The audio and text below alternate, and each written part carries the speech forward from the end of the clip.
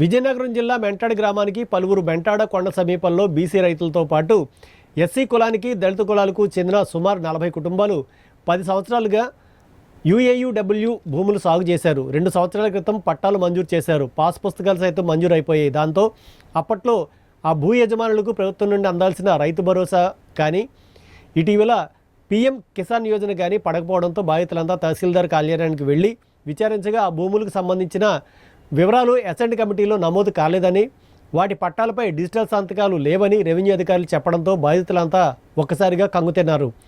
తక్షణమే తమకు న్యాయం చేయాలంటూ బాధితులంతా కలిసి స్థానిక తహసీల్దార్కు వినతిపత్రం సమర్పించారు.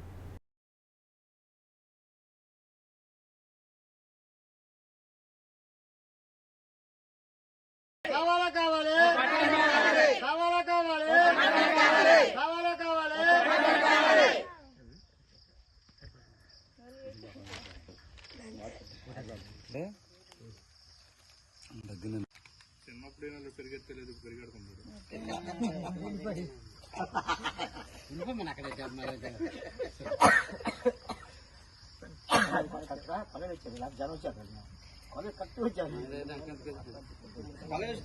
రాకపోతే జనం వచ్చారు.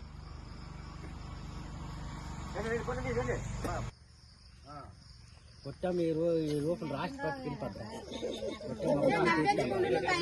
కొట్టం దొంగదాన్ని తీర్తాను రేపు చేతక్కేదే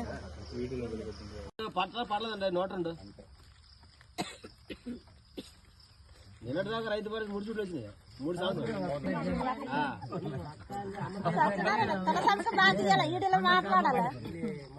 పెట్టుకొని చేస్తూ అవుతుంది.